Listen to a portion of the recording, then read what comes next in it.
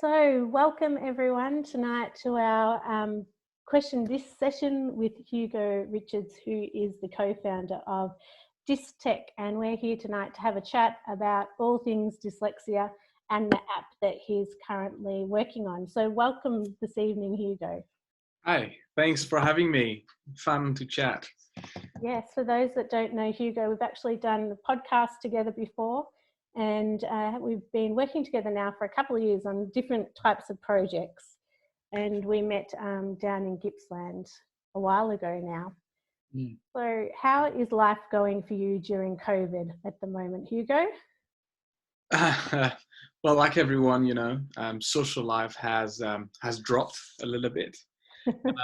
But, just staying home, looking at the news. I'm actually getting a bit tired of the news. There's only COVID-19 going around. So, I can't wait to see some other type of news. But, just usual life with less meetings around and less catching up with people, I guess. Yeah, it's challenging, isn't it? My sisters use the word to unhook from all social media or news that talks about COVID, and it's actually helped a lot now. I think I probably check in maybe once a day or every second day, so I'm not so entrenched in it anymore. Yeah, same for me. I mean, I've stopped counting. At the beginning, every day I was like going on the website, COVID stats, and now I've just stopped and, look at what's next, basically. So yeah, it's just getting a bit overwhelming, I think. Do you feel that this sudden change has affected you because you're dyslexic and have dysgraphia as well? Do you think, has there been anything that's made it more difficult for you, do you feel? I don't think, it made me realize that I am not an introvert.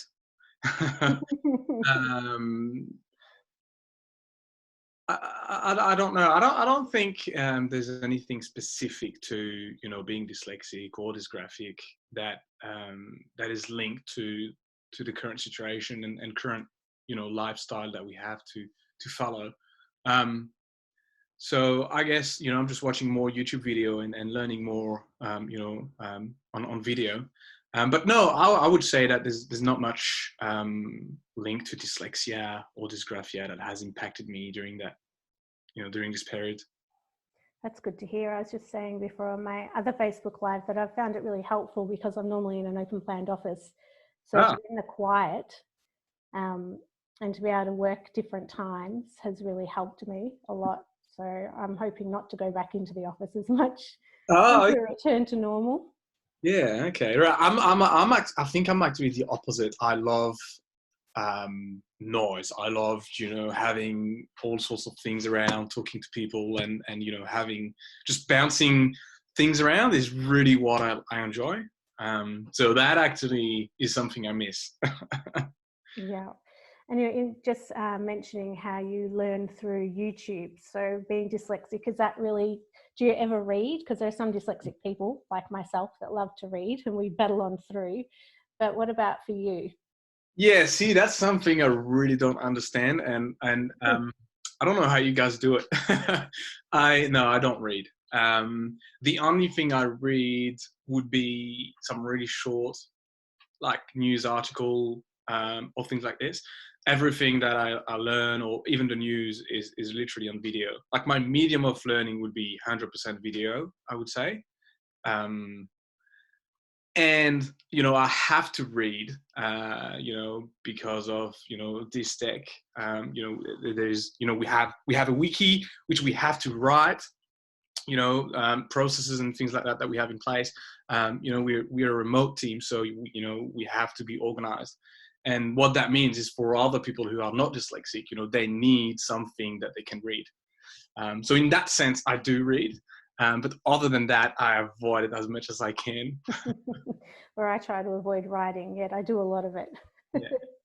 So do you ever listen to audiobooks or any other different mediums, or is it purely just through video that you find is the best way to learn? Yeah, I do listen to podcasts. I've never tried audiobook, to be honest. I don't know. I don't know how that would be. I think I just enjoy the fact that if you listen to a video that explain you something, generally it's short. So you're gonna have like 5-10 minute maximum, 20 minutes. But when it's a book, it's a long. It seems to me to be a long, process, and there's no discussion. You know what I mean? It's like it's one person reading the book. There's no one discussing it. So I don't know how I would feel about it. I think I need to try it, to be honest, because a lot of people around me are using audiobook, but I'm not. I'm more into podcasts where you have discussion, arguments, brainstorming, and all that sort of thing. Yeah, I love both now. I never used to listen to podcasts, even though I produce them. And it's really only been this year that I've started listening to a lot more of them. Okay. And I do love the audiobook, but I find that I still need something to kind of be able to follow. And I like to make notes in my book. So that's probably the only downfall for me. But how else does your dyslexia impact you day to day, would you say? I'm honestly, I think I'm one of the, I think I'm lucky because I don't notice it too much. So I know that it impacts me in some way, such as being able to be focused on something for a long period of time, or organization, reading long email from client or partner, but I'm actually a very bad judge, being able to see what's going on in my day-to-day activities and what's linked to this to me being a dyslexic. I would say one of the hardest thing would be to being able to read and understand long email and complex email. Often I have to call the person and just have a chat with them just to clarify, making sure that I understood what they said in the email. So I think that would be the biggest challenge. But apart from that, I mean, obviously we've been, same for you, we've been living with this the whole life. So it's like, it's just common thing, it may take you like 5 times more time to do XYZ task, but it's just routine now. So yeah, we were talking about emails last week actually, and how challenging it is in the workplace in particular, having that as the main form. And I think working from home now, everyone's on Slack or Teams, and so there's a lot of writing involved now, where before you could just walk around someone's desk and check in and say, actually, can I clarify that, or can you help me with this? So that's been a bit challenging, but I only read the keywords in an email, and then I won't read the full thing. But on a good note, on a positive side, when you write in Slack, you don't have to care about the spelling mistake. What really matters is your teammate understanding what you said, and in a positive way, that's a good thing. That is a good thing. For those who don't know what Slack is, how would you explain it, Hugo? I'm sure most people are familiar with it by now, or at least Teams, communicating using Microsoft Teams. Well, Slack is an online platform that is basically, it's a chat platform that enables you to chat, and then you can create room, and it's quite useful for businesses with remote team. So, if you have a remote team, you can create a different room. If you have a tech team, you can create a tech room. If you have a marketing team, you have a marketing room, and those teams talk together, and then you have a central room, general room. So it's basically a chat platform where you can communicate, by chat. Speaking of technology, you are in the process of developing an app, which is a first of its kind, really, around screening for dyslexia and dysgraphia. So can you talk to us a little bit about how that evolved and your journey to where you are now with the app? Sure. We actually do have the Dysgraphia app live since the 17th of March this year. So yeah, well, look, it's quite an interesting. It's a very simple idea that we had, and you know, when you look at dyslexia, obviously there is two main big problem, you know, with dyslexia. And if you can solve like both of those, then you sort of, you know, I think you'd have a massive big step forward in society to support people with dyslexia. And those two things, I think, are, the first one is being aware that someone has dyslexia. You know, it could be all sorts of different things, you know, hearing impairment, vision impairment, you know, if you don't know how to read, the list of the causes are very large. And so I think the first problem is being able to be aware of the condition, you know. And then obviously the second one is to provide the proper support for that person or child. And so what we focus on is, like you said, the first problem, you know, how do we know? And how do we know faster? And how do we know, you know, how can we make some tools that are reliable, accessible, affordable, so that anyone can be aware as soon as possible? And so the approach that we took were basically based on data science and using artificial intelligence technique and more specifically something called machine learning.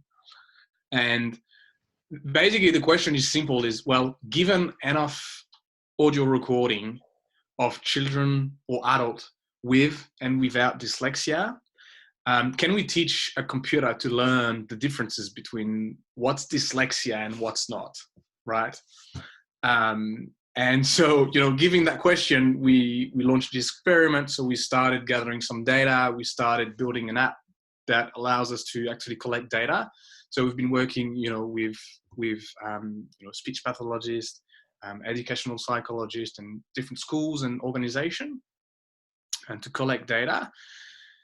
And so we've actually obtained fantastic results, you know, early March this year.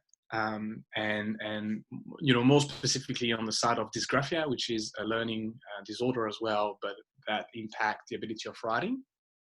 And so now we actually have an app on the market that can take a photo of a children handwritten text and tell you with a fair amount of accuracy your likelihood of having motor dysgraphia. And so we're actually working on the same thing, but for dyslexia. So instead of taking a photo of your handwritten text, we'll actually ask you to read word, you know, aloud on the screen that we will record, and then the computer will be able to analyze all of that and give you, you know, a sort of likelihood of dyslexia. And so that's basically that's the question that we've asked ourselves, and that it's sort of the scientific, you know, design around what we try to do. And really the idea is to, you know, if we could solve that first step, you know, if anyone, you know, teacher, parent, you know, professional could be empowered with a tool that tell you very quickly whether or not there is dyslexia, then you can provide support, you know, at a much early time in lifetime. You know, some child wait years and years and years. I mean, I don't know, what age have you been diagnosed, Shae? Yeah, see, I was 27, and Yeah. like you, have dysgraphia as well as dyslexia. And so that's a long time to wait in your life to find out what's really going on and why you're really struggling. But you were diagnosed as a child, was that right? That's correct. Yeah, I was diagnosed at, I think it was about 12. So, you know, I'm one of the luckiest. It's still But, late. you know, one of the big differences, it's funny because, you know, what's great about this project and startup company that we've launched is that, you know, I've managed to talk to a wide variety of people, you know, psychologists, speech pathologists, parent, teacher, all that sort of thing. And so what's interesting is that it seems to me that now when you're dyslexic, there's much more awareness around it than there were for me, for example. So I grew up, you know, I was diagnosed dyslexic, you know, when I was 12, but that's it. You know, I was diagnosed today, and then the next day I went back to school, and then, you know, nothing happened. And that throughout my adult life. I never received any support at school. You know, I grew up in France, so I would say that, you know, school in France are a bit more, you know, hard than you know, English speaking country like, you know, Australia, UK, and things like that. We much more, you know, I think we tougher on kids than, you know, in Australia. And so, you know, I didn't receive any support. So, you know, I was just not good at school. I was not going to classes often. But when I talk to people now, you know, that are a bit younger than me, or parents, I could really see, and even, you know, school principal, I could really see the awareness of it. You know, people are aware, all right, there's something wrong. We know that we need to do something different. You know, we know that we need to support those kids differently. I don't know, what's your experience? Like, obviously, you know, you've been diagnosed a bit late, which is, you know, terrible, because obviously a lot of suffering goes with that. But do you think there's more awareness of it? I mean, that's what I feel so far about it. I think definitely in the primary school sector, there's a lot more awareness. I think secondary school, it's growing, but it's lacking. And I think the support for students is really lacking, particularly as they get into year 11 and 12, if they're lucky enough to get that far. And then once you get into adulthood, there is really at the moment minimal awareness. I mean, when I was diagnosed, kind of like you, I was given a report and then you just went on your merry way and you just continued your life. Yeah. So I think, you know, Europe and the UK are doing really well, in the US, and we've still got a long way to go. But I think the grassroots movements from the parents that have occurred over the last, you know, 20 or 30 years has really helped create that awareness in particularly primary schools, and increased access to interventions and assessments. I think one of the issues around assessments and diagnosis is that it costs so much money for parents and for adults to get an assessment. And because you can't get any benefits back through MBS at the moment, it's a real barrier for people. So they may end up falling through the gaps anyway, even if there is that awareness in the school system. So I think your app and what you're doing is really exciting, because it gives schools and parents and families the opportunity to take that first step in looking at what is going on. And then if they think it is dyslexia, then what are the best steps in getting that formal diagnosis and that formal support? Yeah, absolutely. And I mean, honestly, I think, you know, there's no way around having a cheaper formal diagnosis than to actually change the way we diagnose. You know, it's just, if you think about it, it's just basic economy. You know, there is so much educational psychologists that can perform a diagnosis, and there is so much people who need that diagnosis. And, you know, if you take the ratio of how many people actually need to be diagnosed and how many people can provide, you know, you're reaching out some crazy ratio where price go through the roof. You know, people have to wait a year before getting a spot. I mean, it's crazy.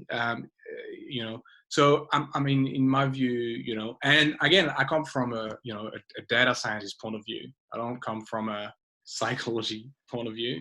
I think, you know, computer has been proven to do, you know, amazing thing. You know, we can, for example, you know, you can download an app on your phone. You can take a photo of your skin, and we can tell you your likelihood of having a skin cancer with a higher accuracy than, you know, any doctor around, right? And that's been proven. You know, everyone knows about it. So, you know, I truly believe we can do the same for dyslexia, and that's our goal. Like, our goal is to become, you know, the diagnosis. And not because we say so, because mathematics say so, and because the amount of data that we have, you know, prove that, and because we publish scientific papers that are being peer reviewed, and all that sort of thing.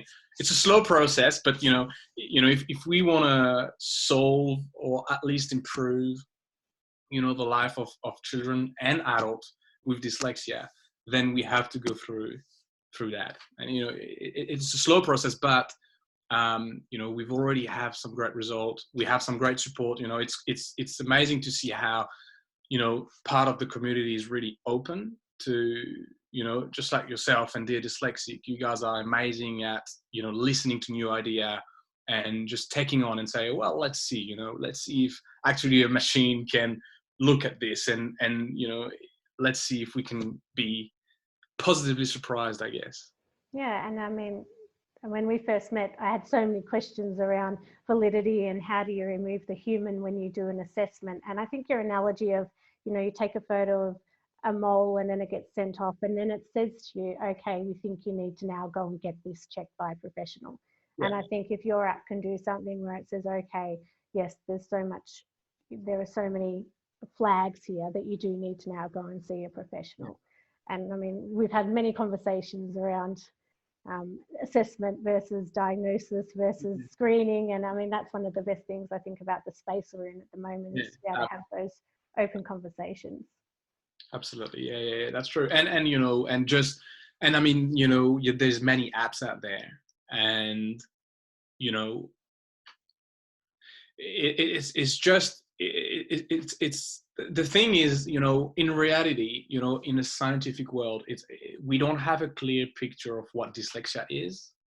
There's many theory, about the brain, and other, some people have a theory around there that says it's a vision problem.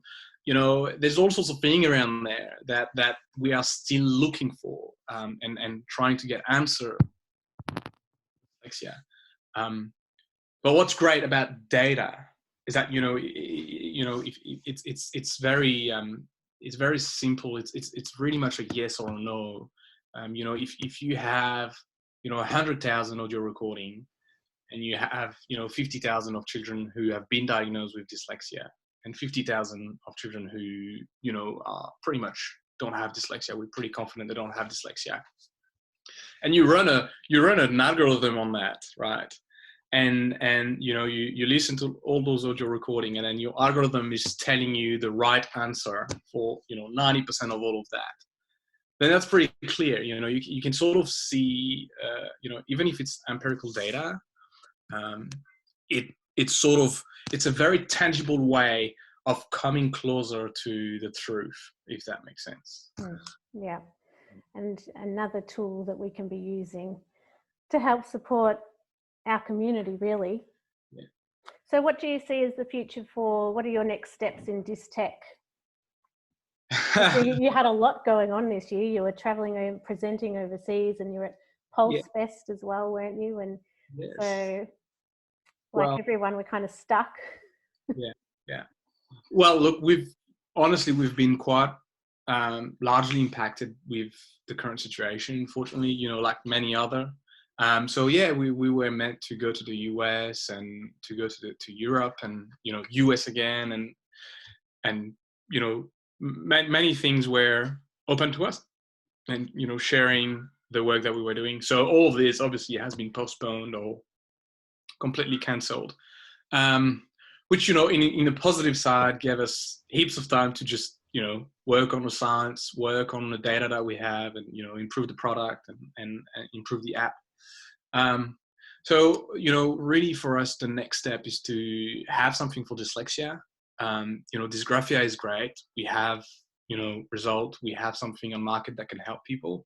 But, really what people are asking is, do you guys have something for dyslexia? Is there something that I can use that is quick, that can just tell me a sort of feeling of, is this actually dyslexia or is this not? So that would be, I think that would be our next step. Obviously it's quite complex, we don't want to, we need to make sure that it's sort of reliable, and so there's a lot of complex things to go with that. And so we've been working on that for the past month. So that's pretty much the next step for us, really to have something that can sort of give you a likelihood of dyslexia. But also, we've been working on another app, which is actually helping professional, and that's free. There's no charge for that. and it's called Sliper. So Sliper means Summative Literacy Performance Report. And so the idea is to, I mean, you know, we've talked to many professionals, and a lot of the work that they do is, you know, it's still on paper, and you know, obviously reading and literacy is a very complex, multi-layer activity. And so we thought of, you know, can we actually use part of the technology that we have to create a software, you know, an app that professionals can use to help them in their work, you know. And so, for example, so at the moment, you know, what we have is you can create an account, you can register a child or, you know, a patient, and you can read a series of words, and we can dynamically give you the reading reaction time.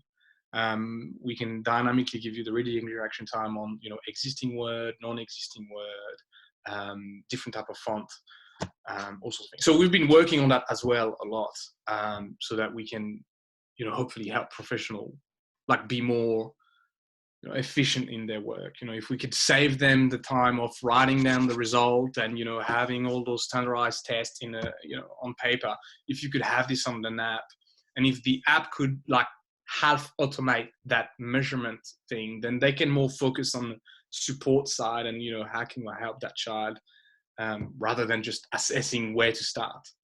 So yeah, a lot of things happening. Sounds exciting. So some downtime has been good time. Yeah, in some sense, yes. Yes. Well, I was supposed to start webinars 18 months ago, and COVID gave me the kick up the butt I needed to start getting all of this up and running. Yeah. So sometimes we just need a bit of a shake up or a shakedown. Yeah, no, that's for sure. And I think it's really exciting that you're doing something around dysgraphia, because it, like dyscalculia and dyspraxia, like those dysses aren't talked about enough, and there's not enough recognition or understanding of them at the moment. So I think the more people are out there doing different things to raise awareness, you know, the better. So it's really exciting. Thank you so much for coming on the show. I don't see any questions coming up through our Facebook Live. So if anybody's out there and you'd like to ask Hugo any questions before we wrap up this evening. I don't see any popping through, but this is our second time on Facebook Live, so right, we've got some likes. Great. So if any questions come through though, Hugo, they can always follow up with you. Where's the best place? Oh, the best place. What is the best way for people to contact you? We'll have it up on the website, but what's the best way for them? Just through email? Yeah, they can email us. They can message us on Facebook. They just go on Dystech and, you know, send us a message on the page. Or yeah, just send us an email, go on our website, and yeah, that would be the best way. Thank you so much for your time tonight. I really, really appreciate it, for sharing some of your personal experiences, but also the amazing work you're doing at the moment. And I'm sure that you'll be in America presenting in no time, maybe next year. We'll see how we go. Thanks so much, Shae, for organizing that. And thank you. Is there anything else you'd like to add before we sign off? No, I think that's it. Wonderful. Well, thank you so much. Thank you everyone who joined us to watch this evening. We look forward to seeing you again next time. Until then, bye for now. Yeah, bye.